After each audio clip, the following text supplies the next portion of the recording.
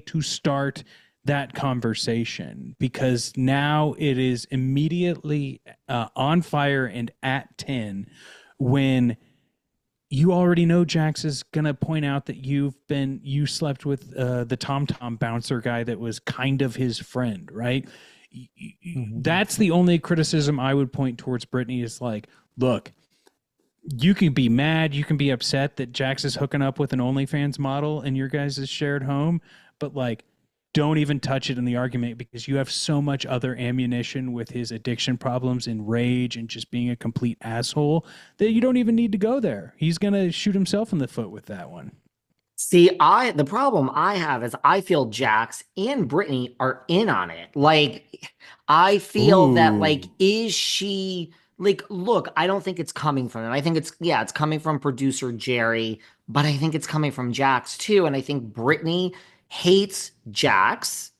That's true, yes. but she wants Jax to make as much money as possible because she wants to make as much money as possible, and like, it's not her money. She doesn't want to give Jax any money, but if Bravo wants to give Jax money, or an influencer or whoever, she wants him to have as much money as possible to pay for Cruz's life, as she should. I'm not taking that away from Sure. her, I mean, but I get that. Yeah. that's my thing. So, like, someone the other day I saw online, they're like, "Oh, Jax, what an asshole. Did he only admit to having a coke problem because Brittany said it on air?" I'm like, no, a producer told Brittany to mention the word coke on air. Jax saved his coke addiction for when filming was happening. It's been around forever. We all knew that. Billy Lee was on my podcast and said that he had a coke addiction, and then called me afterwards and said, "Can you please take that out?" And I said, with all due Interesting. respect, Miss Lee, I am not taking that out. And we went back and forth, and I was like, I'm a lawyer, so let's everyone stay in their place here. Nothing is coming out before we start using certain words.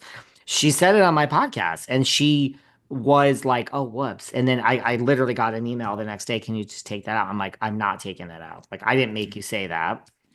Love Billy Yeah. Lee, but I mean, so we all knew about this Coke thing, but so the right, like, I think a producer said, and Jack said, "Oh, we're going to save this for when the season starts and it's out," and that's why Britney's mentioning it. And so I think when they fight, I almost don't. That's where my mind goes. I almost don't believe that Britney cares. She cares, but she's also like, she's aware, just like her husband, soon to be ex-husband, that she's making good TV, and this is the evolution of Britney, and she just wants to keep her job, just like him.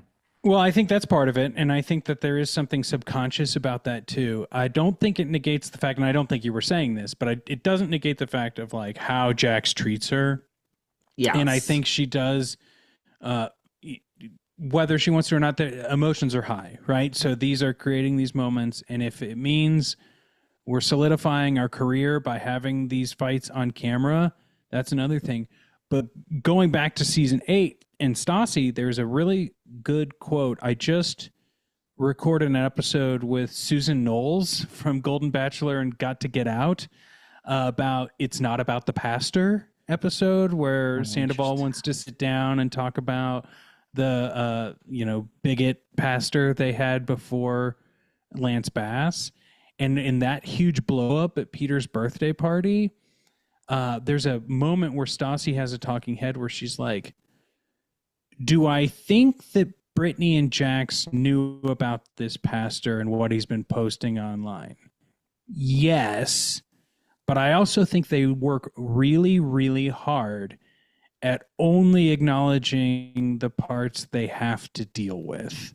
Or something like that, right? Like they have blinders on, like they're not going to go looking for more, Mhm. but they are going to address the things that are actively being presented to them right now and deal with it how they want to like get out of it and get away with it. And I think this idea of like being selective about their fights, being selective about the things that they want to put out of sight, out of mind, is it has gotten them to where they are today, right? Brittany probably compartmentalized a lot of Jax's behavior because it's better to have a happy life, have a good family, and everything else will fix itself in the long run. Jax, same thing. I'd like to have a family. After my dad passed away, I know I need to be a good dad, so I need to have that. And all the other problems I'm facing and things I don't actually like about my partner, Well, that'll get itself worked out once we actually are established and people know that we're good Christian fathers and mothers and stuff. The problem for me is like I don't care about Britney enough. Like this to Well, me that's isn't yeah. like I wish that there were a woman that I cared about so much and she was with this asshole Jax and now she was breaking free and I was like, "Oh my God, finally. Like what a great storyline." It's just like I don't. That's the problem. I don't care about Britney, which I don't think anyone does because we edited it for all the years on Vanderpump that she was just an add-on shadow of Jax. It was all about Jax. So I don't think the audience has ever really invested in Brittany as a character. Well, and it's a lot of this entertainment value editing, which goes back to production, where we can acknowledge that Jax is being a verbally abusive partner to his spouse, but it isn't.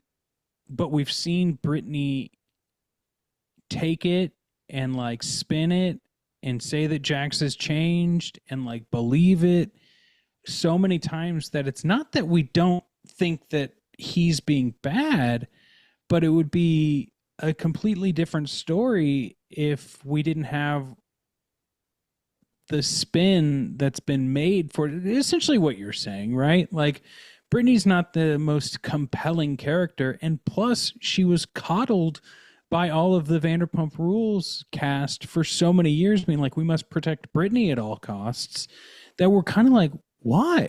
What are we not getting as an audience that Brittany must be protected at all costs? If they want to protect her, you need to sit down and have the tough conversation. Do not marry Jax, you know? But there's Yeah. something missing there. And I think it's part of what you're saying and part of this idea of like, why what we care about is the shitty treatment of a human being. But it's weird that like it's happening and played out like this in terms of strictly watching it as a TV show.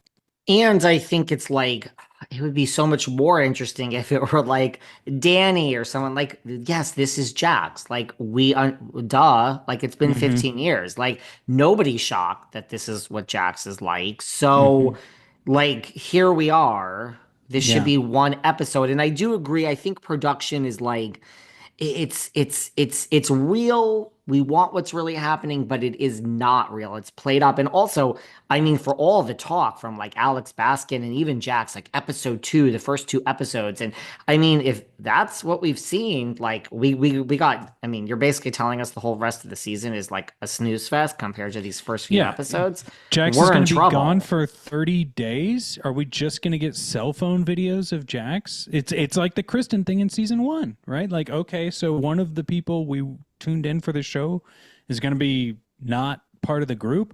Do I need to see Janet talking about Taco Bell and Dave and Buster's for another 6 episodes? No.